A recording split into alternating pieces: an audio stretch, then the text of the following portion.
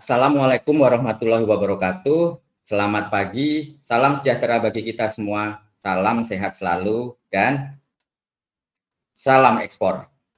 Kembali lagi di Export Expert Talk, sebuah acara podcast bincang santai mengenai ekspor yang hadir tiap hari Sabtu jam 9 sampai dengan 10 pagi di TV Desa dan nanti riranya di channel kami Export Expert Indonesia. Nah, pada pagi hari ini kita sudah memasuki episode yang ke-46.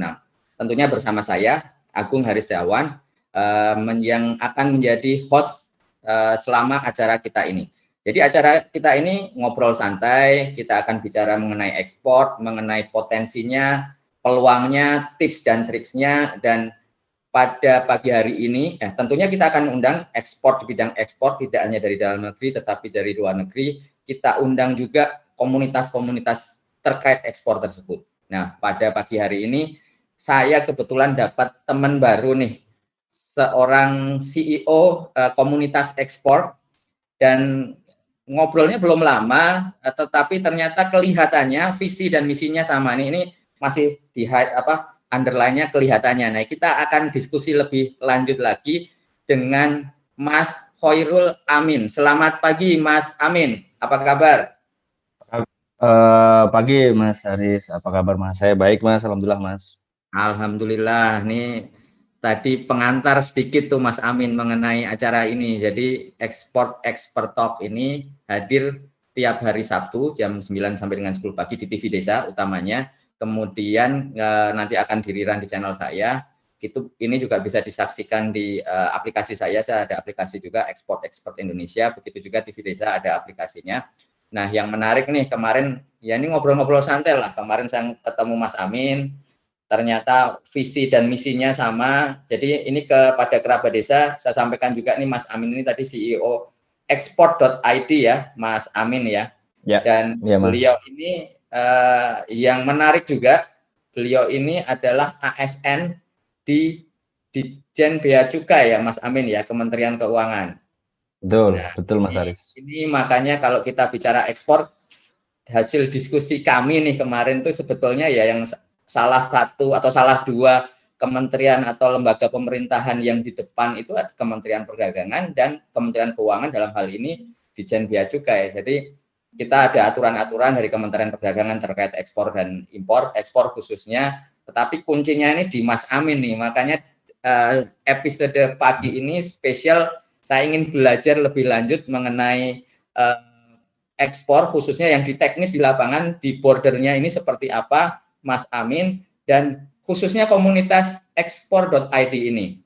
Ini luar biasa ya, Mas Amin, baru berdiri kalau nggak salah deklarasinya sama dengan Hari Kemerdekaan Indonesia 17 Agustus 2021 nih, baru-baru sekali, tetapi followersnya, growth-nya sangat cepat, sangat tinggi. Sekarang kelihatannya sudah sekitar 10 ribuan di Instagram.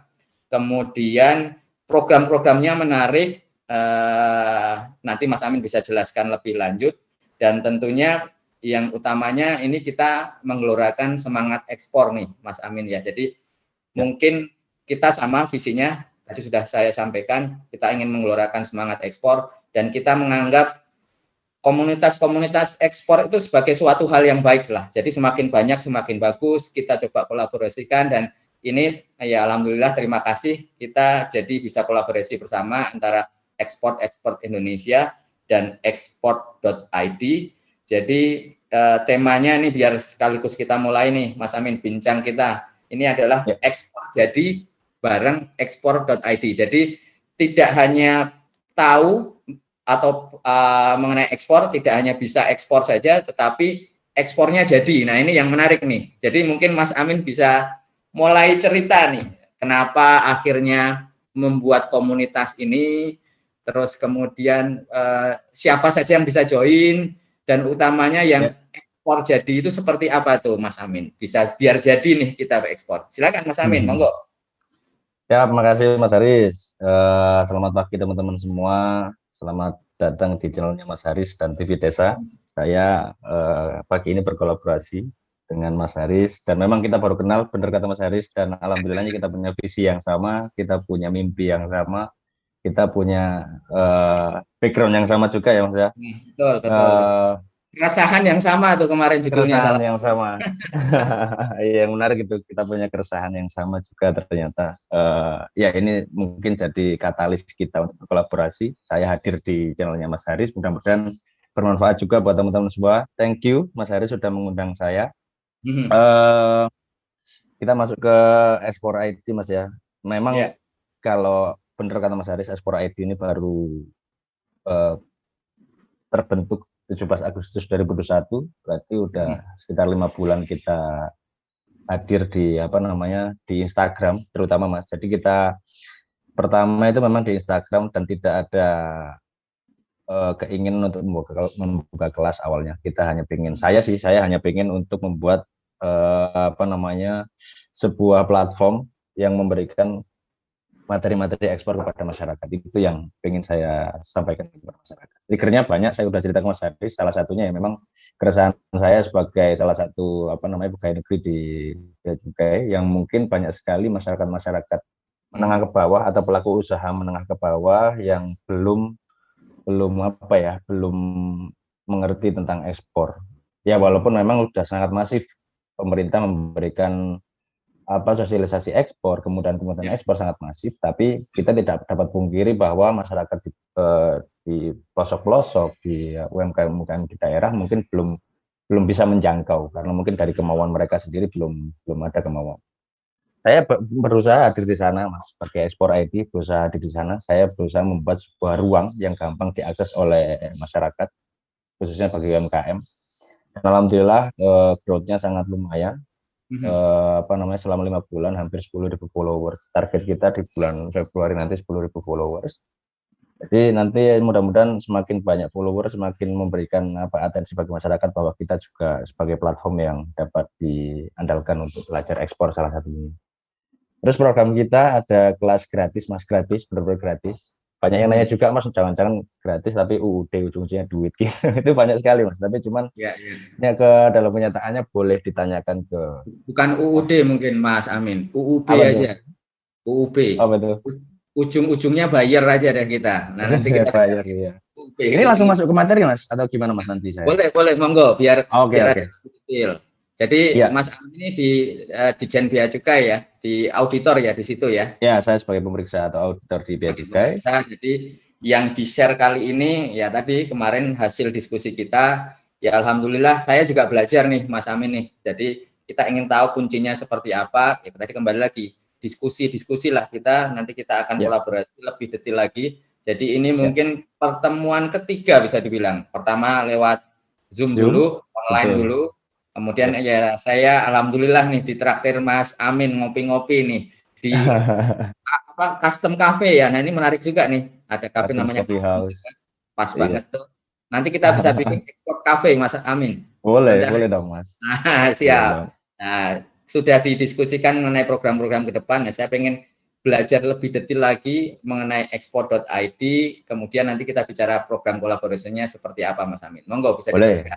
Baik, Mas. Jadi kelas gratis kita itu ada materi selama 3 minggu dan ketika kolaborasi seperti ini saya coba Mas, bungkus materi-materi itu dalam satu materi yang mungkin harusnya sangat komprehensif, tapi teman-teman di sini kita highlight aja. Sekitar 10-15 menit selesai insya Allah ini Mas Haris. Jadi pada hari ini saya mau menjelaskan beberapa hal tentang ekspor sebagai Mas. Jadi nggak sah rasanya kalau kita nggak bahas ekspor itu sendiri kalau ada di sebuah platform-platform ekspor. Jadi saya mau bahas ekspor. Pertama tentang ekspor itu sendiri. Ya udah saya jelaskan bahwa Espor ID itu platform digital ekspor di Indonesia. Jadi kita membuat sebuah kelas gratis ya benar-benar free buat teman-teman tiap bulan. Jadi tiap bulan bakal ada kelas gratis. Ada 30 orang dan akan kita masukkan ke grup WA dan akan kita buatkan Zoom meeting tiap minggu sekali. Terus di tiap daerah itu kan tiap teman-teman peserta yang daerah yang sama akan jadikan satu kelompok. Kelompok itu nanti akan berdiskusi, membuat mini project dan setelah kelas selesai boleh dilanjutkan projectnya. Jadi benar-benar aplikatif. Kita juga berkolaborasi Mas dengan LPI Kemenkeu juga Terus yang salah satunya dengan Mas Haris ini kita sedang kolaborasi dengan lembaga-lembaga baik itu NGO, channel-channel tentang ekspor, terus pemerintah itu sendiri kita juga berusaha berkolaborasi. Karena mimpi kita atau kita punya mimpi yang sama dan posisi Ekspor ID berusaha menjadi supporting dari ekspor itu sendiri di Indonesia. Jadi kita berusaha menjadi supporting unitnya ekspor dari pemerintah. Ini saya Mas, jadi mau kenalan sebentar saya, biar dikira ini sopo kok ngomong, tapi nggak tahu siapa gitu Mas. Haruslah. Jadi, Saya juga belum kenal terlalu detail nih. Ternyata ASN-nya di mana gitu, lebih detail aja biar kita teman-teman juga paham. Jadi saya juga belum terlalu memperkenalkan saya di mana. Saya di Dijenpen juga kan ya Mas Amin ya. Sama-sama bergerak di bidang ekspor lah kalau di pemerintahan. Nah, ini channel ini kita lakukan kolaborasi ini kita lakukan tidak di jam kerja, di luar jam kantor ya. Di luar jam kerja. Ya. Ini tadi supaya ya lebih cepat lah kalau lewat di kantor ya memang kita tetap akan lakukan. Jadi kita kolaborasi ini bisa dibilang dari pegawai-pegawainya dulu nanti kita angkat, yang jelas gerakannya yang kita coba besarkan kan ya Mas Amin ya. Betul. Monggo lanjut Mas Amin. Siap. Ya, ini off the record juga. Maksudnya Mas Haris ini senior saya di ASN ini sebenarnya senior saya, lumayan jauh. Jadi kita selain memang kolaborasi, saya juga pengen belajar banyak ke Mas Haris. Bimbingannya juga Mas. Jadi ini saya founder Ekspor ID, itu Instagram saya. Saya kebetulan 2021 kemarin mendapat scholarship dari China online karena memang sedang pandemi, itu terkait e-commerce. Jadi diadakan langsung oleh Kementerian Ministry of Commerce Republic of China. Terus saya juga sempat mengikuti IMF Academy, itu terkait border, perpajakan di border juga. Terus Trisakti University, itu saya menempuh pendidikan sarjana di Trisakti, dan saya lulusan D3 STAN. Pekerjaan saya sekarang di Bea Cukai, yang sudah sempat disampaikan Mas Haris, saya sebagai auditor di Bea Cukai, juga export trainer sambilan saya ketika di luar jam kerja. Ini yang selalu saya gelorakan sama teman-teman, kunci untuk jadi eksportir sukses ya profesional. Dalam segi apapun itu, walaupun baru mulai pun tetap harus profesional. Nanti kalau misalkan mau tahu lebih dalam profesional itu kayak gimana sih Mas? Coba gabung di kelas gratisnya Ekspor ID, atau nanti kita punya program sama Mas Haris, nanti coba gabung biar tahu gimana caranya jadi eksportir profesional. Ini outline kita, pengantar ekspor, kenapa harus ekspor dulu sama sekarang, syarat dan perizinan, tips and trik. Ini kita ya sebentar aja, dalam-dalam banget. Ini ekspor ini yang sering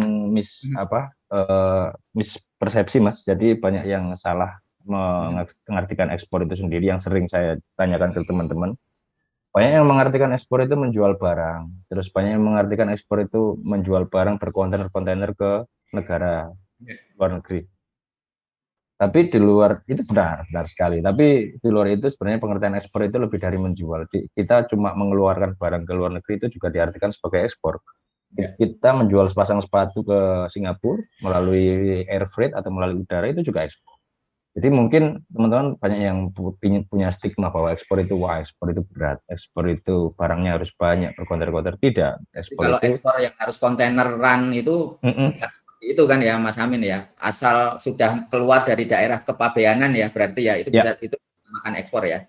Maksud ekspor itu ya, ini kita rujuk dari regulasi juga Mas. Jadi memang ekspor itu mengeluarkan barang dari daerah pabean. Daerah pabean itu Indonesia itu sendiri. Ya ini eksportir ya, berarti kita ya yang ekspor. Terus ini yang penting nih, yang pengen kita highlight hari ini adalah kinerja ekspor Indonesia sepanjang 2021 terus membaik. Jadi memang kita patut apresiasi bahwa walaupun pandemi ternyata yang menarik ekspor kita semakin meningkat ya Mas ya. Jadi ini terjadi memang. Saya mau ngecas dulu bentar ya Mas. Siap.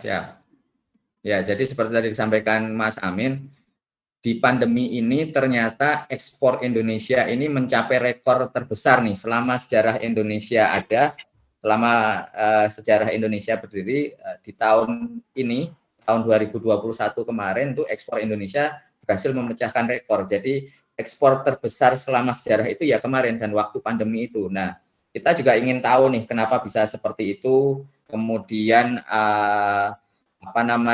meningkatnya produknya apa saja, kemana saja. Nah, salah satunya ini kita dengarkan dari Mas Amin nih. Jadi dari sisi Mas Amin ini sudah menjelaskan tadi sedikit mengenai apa itu ekspor.id. Beliau sampaikan memang beliau dari Ditjen Bea Cukai, ini sampingannya lah di hari di luar jam kerja sama seperti saya. Jadi keresahannya sama, kita ingin sama-sama lah. Kita bukan bicara ekosektoral lah nih biasanya. Kadang-kadang kalau bicara di luar tuh komunikasi antar pemerintah itu kok kayaknya susah. Nah ini kita buktikan sebetulnya. Bahkan dengan ngopi saja akhirnya kita bisa ketemu sekarang ini dan akhirnya nanti kita bisa buat program bersama gitu loh. Silakan Mas Amin, bisa dilanjut. Amin. Ya. Makasih Mas Haris. Ya, saya melanjutkan Mas Haris juga. Jadi memang kinerja ekspor kita itu tertukis banyak sejarah dan kita patut apresiasi pada seluruh UKM terutama. Ya memang sektor migas sangat tinggi, dua-duanya sangat tinggi. Terus pada sektor non migas itu berarti kan kayak sektor pertanian, sektor yang non migas lah kalau kita non migas itu tumbuh 41,5%.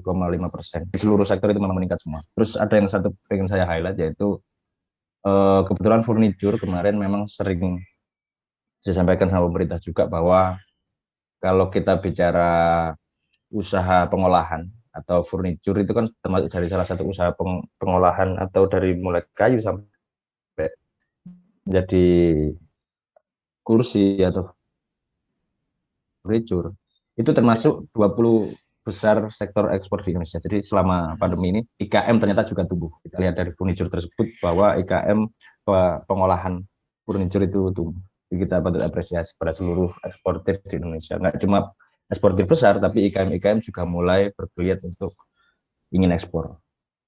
Itu pemerintah sedang banyak sekali dorongan ekspor dan harus kita sambut dari masyarakat paling bawah.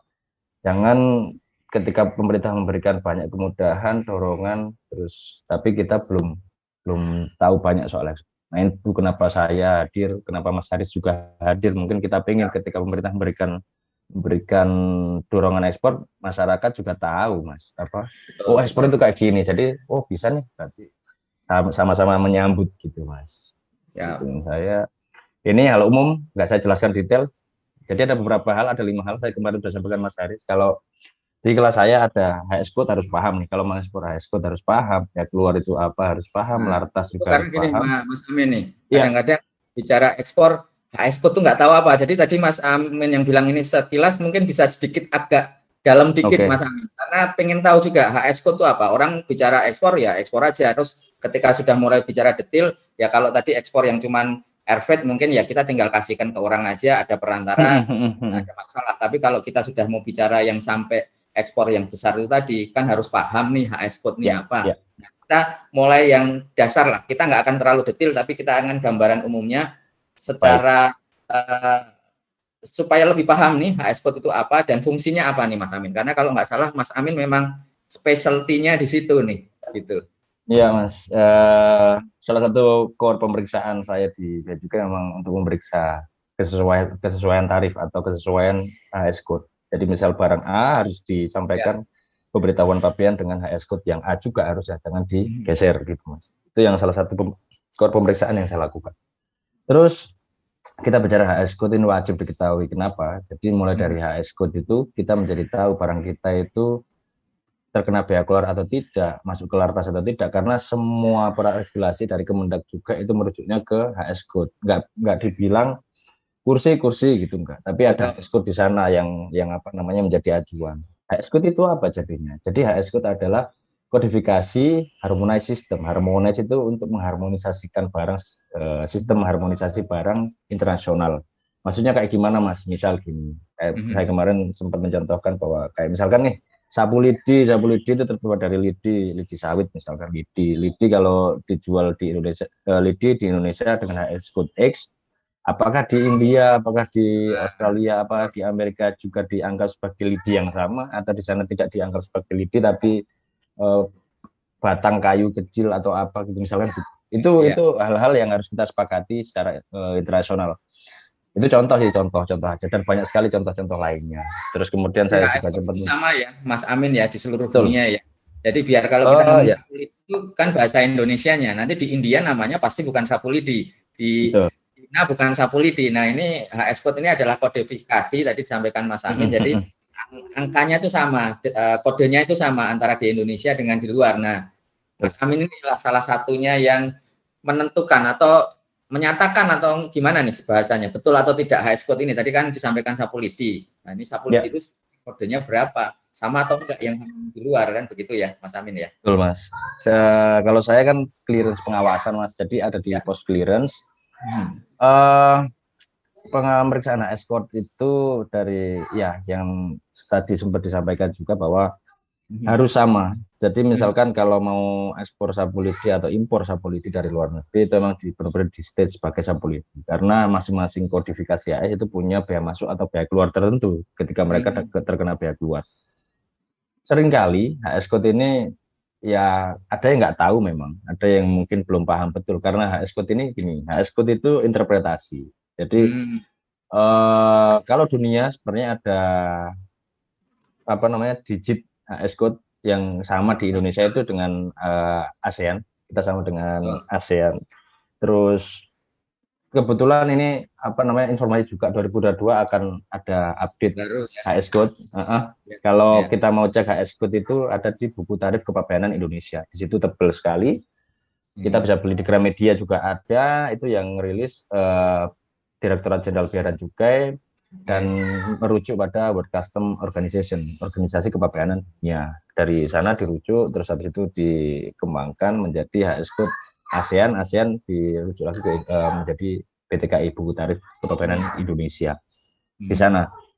Tapi kalau misalkan mau nentuin gimana Mas, apakah buku tebel itu harus kita cek satu persatu? Nah itu dia menjadi problem tertentu bahwa penentuan HS code itu juga menjadi PR kita bersama. Ada yang ada yang salah memang, mungkin ketika interpretasi HS code pemberitahuan impor, pemberitahuan ekspor salah tanpa sengaja mungkin. Tapi ada juga yang sengaja salah mungkin Mas. Jadi memang karena betul itu yang menjadi apa concern pemeriksaan saya, misalkan ketika dia terkena bea masuk lebih tinggi atau bea keluarnya tinggi, digeser sehingga bea keluarnya rendah atau bea masuknya rendah dengan HS code yang ya mirip-mirip lah, karena kita bilang HS code itu interpretasi dan sangat banyak sekali di sana. Tahun 2022 ada dua perubahan. Kalau kemarin saya dapat info dari apa namanya dari kantor, memang ada perubahan struktur namanya klasifikasi, antara lain penambahan pos dan subpos HS. Contoh misalkan drone, vape, printing itu nanti ada penambahan di subposnya. Kemudian ada penghilangan atau penggabungan subpos. Nanti iya memang kalau updating HS code atau buku tarif tadi tiap 5 tahun sekali memang berganti, 2017 ke 2022 itu berganti. Dan biasanya ada penghilangan, penambahan, penggantian pos, terus habis itu penambahan interpretasi dan sebagainya. Itu memang tiap 5 tahun selalu diupdate. Itu dari World Customs Organization atau dunia. Terus kalau mau HS code gini, simpelnya gini, HS code penentuannya yang pertama identifikasi, kedua klasifikasi. Identifikasi itu apa Mas? Ya memang dimulai dari identifikasi bahwa memang apa ya, contoh cangkir ini adalah cangkir itu sendiri. Cangkir itu terbuat dari apa, misalkan terbuat dari plastik ternyata. Berarti kan dia cangkir terbuat dari plastik. Baru klasifikasikan cangkir plastik itu masuk ke HS code yang mana. Itu apa namanya? Rentetan cerita kalau kita mau menentukan HS code. Itu yang benar. Terus kemudian ada juga yang sangat aplikatif. Biasanya saya jelaskan di kelas saya. Kita bisa mengakses beberapa website. Misalkan ada website namanya jauba.com. Itu saya spoiler di sini, jauba.com. Nanti itu bukan acuan penting ya, enggak ya. Itu salah satu kriteria kita menentukan HS. Gampang-gampangannya kayak gimana gitu. Di situ nanti akan muncul misalkan cek HS code apa tadi cangkir misalkan, nanti akan muncul beberapa list di sana. Tapi jangan serta-merta di apa namanya ya pasti HS code-nya ini, jangan. Nanti ada beberapa kriteria itu nanti baru dicek ke BTKI. Oh, masuknya ke pos ini, subpos ini. Minimal kalau kita mengakses website tersebut atau jauba.com, itu Jauba kalau nggak salah dari India, kita tahu minimal dia masuk pos yang mana dulu, terus subposnya mana. Nanti ketika kita masuk BTKI kita udah tahu acuannya, oh nggak bakal lari dari pos-pos ini. betul. Itu yang aplikatif sering saya jelaskan teman-teman. Dan ada beberapa cara lainnya juga, ada beberapa cara-cara lainnya yang sangat aplikatif dan membantu teman-teman dalam penentuan HS code. Daripada nanti kita ada juga yang harus bayar ketika mau Mas, saya mau menentukan HS code 1 HS berapa rupiah. Ada juga yang seperti itu. Ada Tapi juga ya, kalau Mas Amin ya. ada Mas. Ya ada aja Mas, pasti ada aja lah. Tapi cuman kalau menurut saya penting ya, HS code itu bukan hal yang pasti memang. Kalau bayar pun belum tentu itu interpretasinya sama dengan bea cukai, dengan importir di luar negeri atau di customs di luar negeri belum tentu sama. Itu yang mungkin PR kita sebagai calon eksportir minimal barang yang kita laporkan itu benar lah HS code itu aja. Dan punya kriteria-kriteria yang kuat untuk menentukan HS code. Itu ketika HS code udah ada, habis itu bea keluar, kita masuk bea keluar, nanti ada perhitungannya. Bea keluar itu terdiri dari beberapa jenis harga, ada harga transaksi, ada ya macam-macam, ada 4 jenis harga. Nanti bisa saya jelaskan ketika di kelas nanti. Itu perhitungan bea keluar. Dan presentase bea keluar, habis itu harga patokan ekspor dan sebagainya dikeluarkan dari kementeriannya Mas Haris, Kementerian Perdagangan, dan kita ambil itu untuk perhitungan bea keluar kita tiap bulan ada. Itu jadi teman-teman, nah, kalau misalkan HS code-nya ternyata HS code saya terkena bea keluar, tiap bulan harus tetap update berapa harga patokan ekspornya untuk perhitungan bea keluar, terus harga lainnya itu seperti apa untuk perhitungan presentase bea keluarnya, itu harus dicek secara update tiap bulan sekali. Ada juga Lartas ini juga ada dari Kemendak juga, dia merilis buku larangan dan pembatasan, kalau nggak salah itu ada tebel sekali, nggak tebel banget lah, jadi banyak. Terus nanti bisa dicek di situ melalui HS code. Pembayaran banyak sekali mekanisme pembayaran ekspor, ada Incoterms itu mekanisme komersial atau kalau kita mau pengiriman barang, intinya kayak kalau di Indonesia itu yang bayar rate-nya atau yang bayar ongkirnya itu siapa. Nah, itu simpelnya Incoterms seperti itu. Misalkan CIF berarti yang bayar ongkirnya kita sebagai eksportir, contoh. Kalau FOB berarti nanti freight di lautnya yang bayar mereka. Itulah sama. Tapi nggak ada COD ya. COD itu lokal ya Mas. Ya itu. Nggak mungkin kita ketemuan. COD soalnya. Itu sih Mas. Jadi simpelnya itu. Ini contoh-contohnya. Nah, ini buku kompilasi tadi yang dari Kemendak kalau nggak salah yang rilis. Terus kenapa harus ekspor? Ini bisa cari di Google lah. Jadi simpelnya seperti ini. Terus dulu sama sekarang intinya, kalau dulu itu mungkin lebih susah. Mas Amin, ini yang dulu sama sekarang menarik sekali nih. Tapi sebelum kita bahas lebih detail, kita break dulu, ada iklan yang mau lewat Mas Amin. Boleh. Siap Mas Haris, thank you Mas.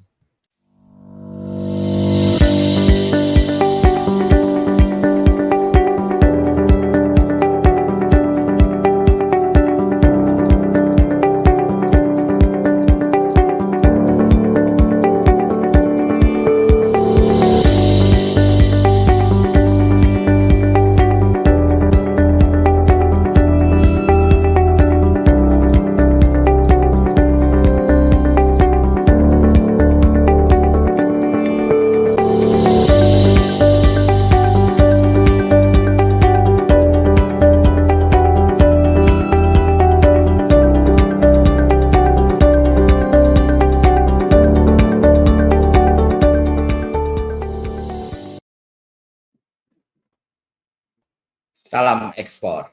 Kembali lagi di Export Talk yang kali ini sudah masuk ke episode ke-46. Acara ini bisa disaksikan di YouTube-nya TV Desa, di YouTube Export Indonesia, dan tentunya juga di aplikasi kami Export Indonesia. Tadi sudah ada iklannya sekilas mengenai aplikasi Export Indonesia. Nah, kali ini kita kehadiran tadi sudah kita lihat sebelumnya mengenai temanya yaitu ekspor jadi bersama ekspor.id. Nah, ini tadi sempat kita break iklan karena menarik temanya. Ini Mas Amin mengenai ekspor dulu versus sekarang. Nah, ini saya sempat jeda dulu tadi Mas Amin karena saya pengen tahu nih lebih detail lagi mengenai hal ini. Monggo Mas Amin, karena ini sekali lagi tadi kan sudah kita sampaikan Mas Amin, ekspor Indonesia masa pandemi ini malah memecahkan rekor selama Indonesia berdiri. Ini salah satunya ini kenapa ekspor dulu dan sekarang sangat menentukan, dan kedepannya salah satunya mungkin yang kita lakukan ini salah satu bentuk ya new normal di perdagangan pun juga ada new normal, di ekspor tentunya ada new normal, dan ini Mas Amin kelihatannya akan menjelaskan ke kita semua new normal di ekspor itu seperti apa. Monggo Mas Amin. Siap Mas Haris. Betul sekali Mas. Jadi kita ini juga bagian dari motivasi buat teman-teman semua bahwa sekarang itu semuanya lebih mudah, semuanya benar-benar real, nyata bahwa ekspor di Indonesia sekarang melonjak sangat tinggi sekali, bahkan rekor selama sejarah ya. Jadi memang sekarang itu kemudahan-kemudahan ekspor sangat banyak sekali kita dapatkan. Yang pertama platform. Kalau saya bedah menjadi 4 hal lah. Di sini ada 4, yaitu platform offline dan online. Dulu offline, informasi ke offline, terus ya intinya kita mencari offline, terus semua hal kita lakukan secara manual. Sekarang mudah sekali. Salah satu contohnya kalau kita mau tahu soal ekspor, kita bisa akses YouTube, kita masuk ke ekspor Indonesia, kita udah banyak sekali informasi ekspor di sana. Masuk ke Instagram ada ekspor ID juga di sana yang membagikan banyak sekali ekspor kepada teman-teman semua secara free ya. Itu mungkin kalau mau nanya kan ya ke orang Mas Haris ya, kita mau nelpon nggak ada yang dikenal, terus kemudian kita mau nanya siapa yang mau kita tanya juga bingung itu platform. Expo juga sama. Expo terakhir Expo 2021 online ya Mas. Jadi Expo pun sekarang online loh Pak. Itu apa namanya, keren. Maksudnya di new normal ini saya mungkin kita bilang salah satu berkah pandemi, walaupun pandemi mungkin kita harapkan secara berkah, tapi salah satu berkah pandemi atau disrupsi ketika pandemi ya kita harus bisa menyesuaikan diri dengan cara online platform semua. Bahkan Expo yang biasanya diadakan secara langsung atau offline, orang harus datang ke tempat Expo, mengeluarkan biaya untuk transportasi, mengeluarkan biaya untuk membawa barang-barangnya untuk dilakukan pameran.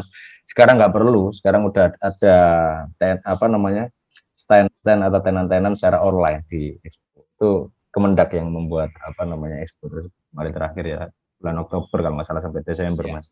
Betul. Itu yang patut kita apresiasi, bahwa pemerintah juga ternyata sangat support dengan adanya online platform. Kalau dulu Expo juga misalkan nggak ada di dalam negeri, kita mau datang Expo ke luar negeri, itu cost-nya lebih tinggi lagi. Dan ya itu, maksudnya ekspor dulu sama sekarang bedanya ya mungkin cost yang kita keluarkan mungkin lebih murah. Akses informasi ya kita tahulah bahwa dulu kalau mau nanya siapa, masa harus datang ke kantor dinas perdagangan, kantor perdagangan terdekat atau ke bea cukai terdekat. Mungkin ada yang segan. Kalau sekarang tinggal pencet handphonenya, tanya regulasi ekspor, itu udah muncul beberapa regulasi, tinggal pilih aja nanti yang sesuai. Misalkan, oh ternyata kita pengen tahu ekspor itu sendiri apa, ada di Permendak sama di Dirjen Bea Cukai, ada di sana. Bahkan bisa langsung kontak Mas Amin atau saya ya, Japri ya. Boleh, iya, boleh banget. Bisa DM, bisa WA, bisa Japri, gampang kan sekarang Mas, gampang banget. Terus mekanisme ekspor dulu manual, kita harus nyari-nyari info, mungkin harus datang langsung ke pelabuhan, harus datang langsung lah. Misalkan kalau kita trader, kita nyari supplier, harus datang ke supplier, kita nyari infonya melalui mulut ke mulut. Misal ada yang bisa supply kopi nggak? Wah, di mana ya? Di sini misalnya gitu. Jadi susah. Kalau sekarang digitalize semua, bisa melalui platform-platform online, kita bisa nanya atau googling, atau kalau misalkan mau pendaftaran ekspor pun, mekanisme pendaftaran ekspor kita online semua melalui NSW. Ketika kita mau daftar PT pun sekarang ada OSS.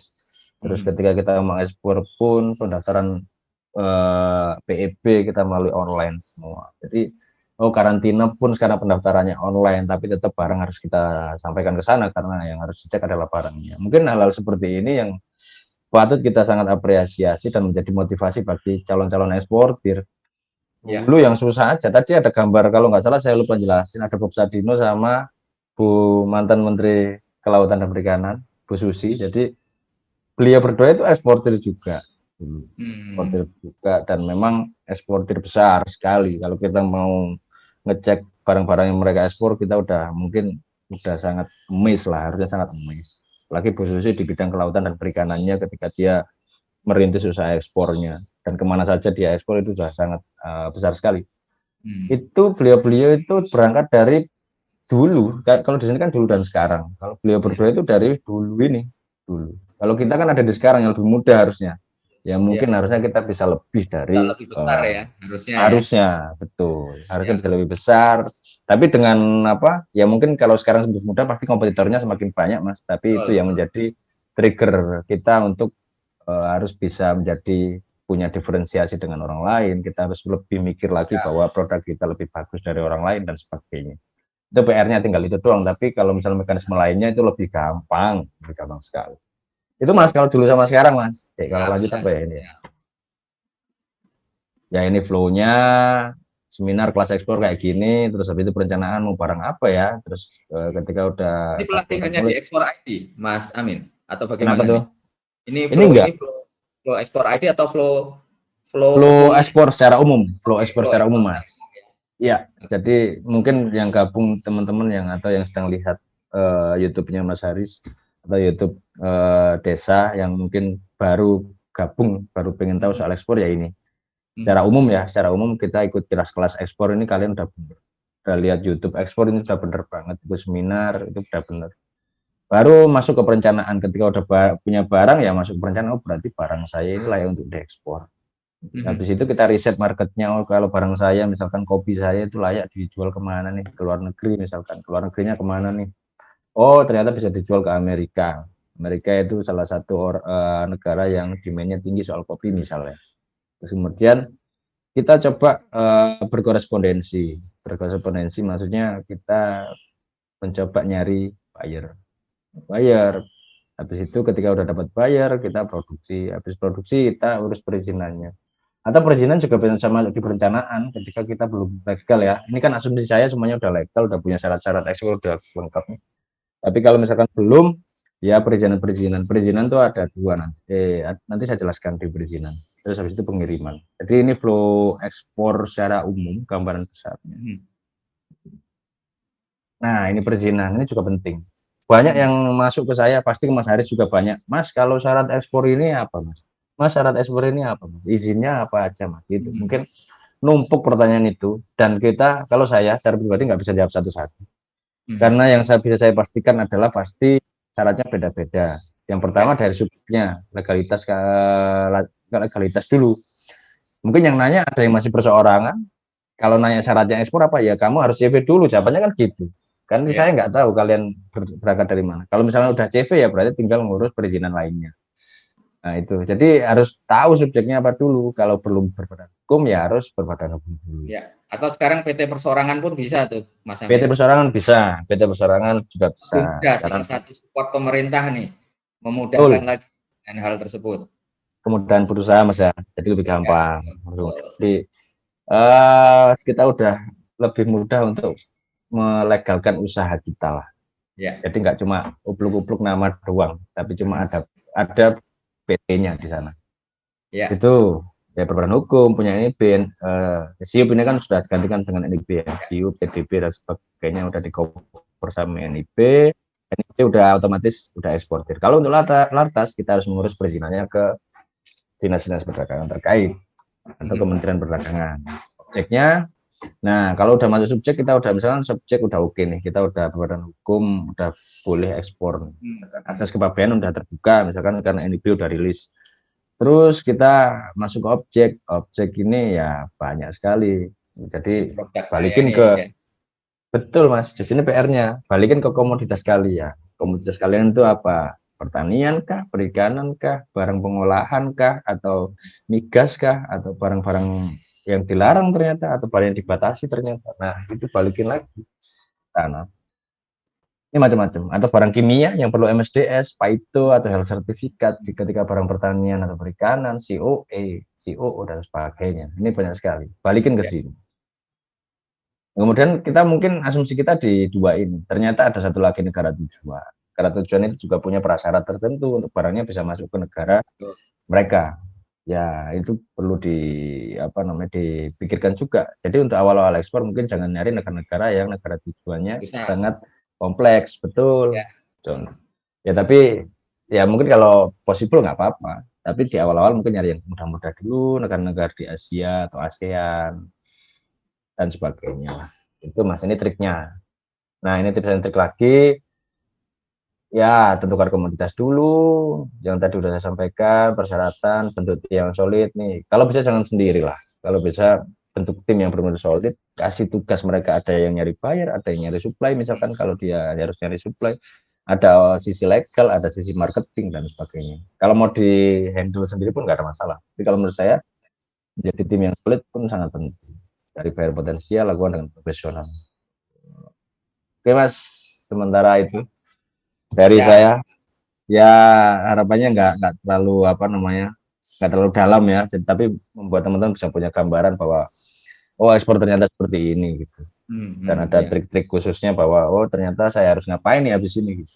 ya, Itu ya. Mas Haris sementara dari saya. Ya, matur nuwun. Jadi betul sih tadi disampaikan oleh Mas Amin ya. Kita di sini ini untuk mengkampanyekan ekspor, tapi ekspor itu kan kita juga harus paham nih. Tadi udah jelas Mas Amin sampaikan ada 3. Kita paham kitanya dulu siapa kan gitu. Mau ekspor itu kan ini yang kita bicara itu orang yang bahkan mungkin seumur hidup kita nggak ketemu itu Mas Amin kan di luar negeri itu.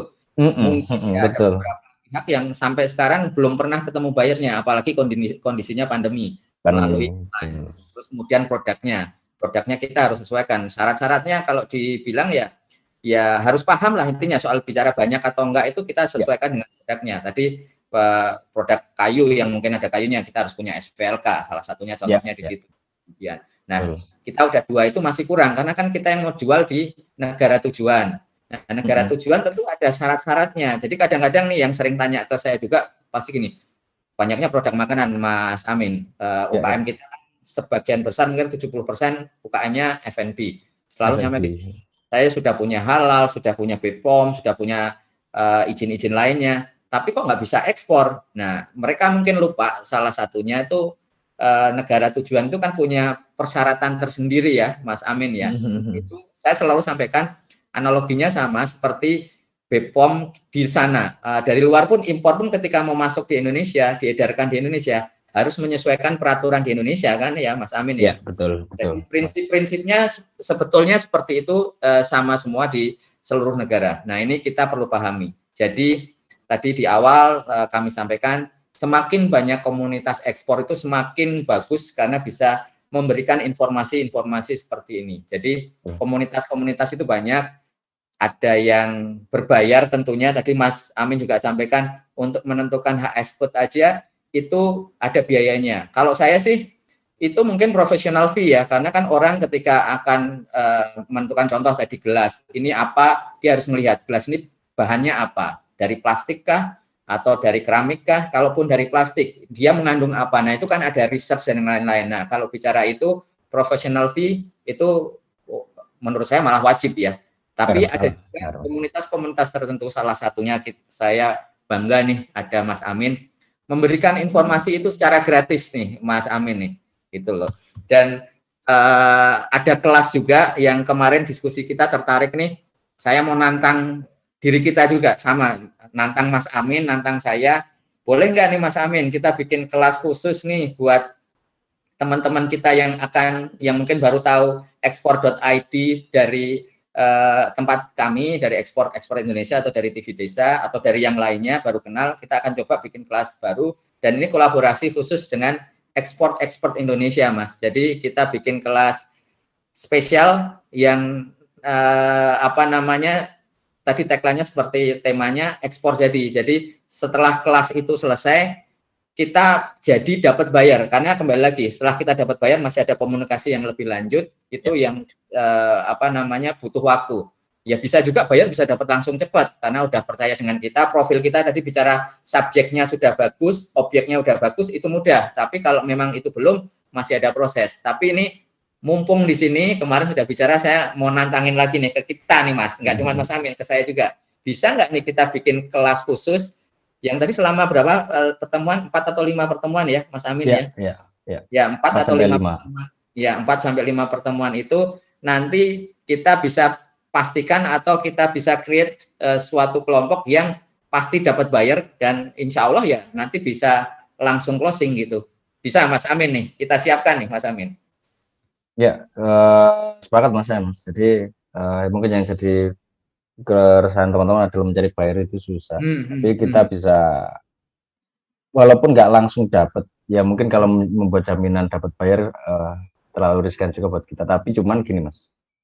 Tapi buyer gampang, bisa, Amin ya. gampang sebenarnya. Sebenarnya gampang Mas. Tapi cuman kan kembali ke teman-teman nanti. Betul. Kita akan tunjukkan caranya, step by stepnya. Bahkan cara termudah pun akan kita tunjukkan melalui media sosial yang seperti apa itu nanti kita sampaikan. Mungkin dari sana nanti teman-teman bisa dapat buyer. Sebenarnya mudah, nggak terlalu gampang. Cuman kan gini Mas, berangkatnya dari kita untuk cari buyer itu kan kembali ke kitanya. Apakah kita udah terlihat profesional atau belum? Cara menghubungi buyer itu seperti apa? Terus tata bahasa yang harus dibangun seperti apa? Apakah harus kita ya macam-macam lah nanti. Nah itu yang mungkin jadi belum bisa jadi apa namanya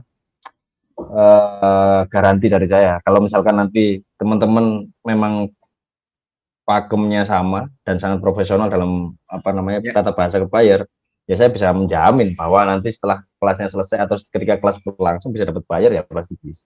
Soalnya orang luar negeri sangat melihat tata bahasa, bahkan waktu Mas. Kalau kita harus misalnya mikir nih, sekarang kalau di Amerika jam berapa nih? Jam 10 malam misalkan. Apakah kita layak untuk nawarin produk? Kan enggak. Kita harus tunggu mereka jam 8 pagi atau misalnya jam setengah 12 siang. Berarti di kita kan jam 8 malam atau setengah 12 malam. Ya kita baru kontak mereka jam sekian. Jangan jam sekarang waktu di halo Mister selamat pagi lah, di sana udah malam kok selamat pagi. Itu hal-hal yang mungkin mereka juga concern terkait hal itu. Bahkan di Arab sekarang jam berapa, di Swedia jam berapa, kita harus paham. Itu Mas, itu jadi nanti trik-trik kayak gitu nanti kita pasti sampaikan ke teman-teman. Terus gimana cara tata bahasanya kita sampaikan. Akan lebih mudah lah kita untuk mendapat buyer. Itu Mas. Ya, jadi benar tadi kalau buyer sekarang eranya keterbukaan kan ya. Tadi disampaikan Mas Amin semuanya digital. Dan ini sebagai info juga ke Mas Amin kemarin sampaikan.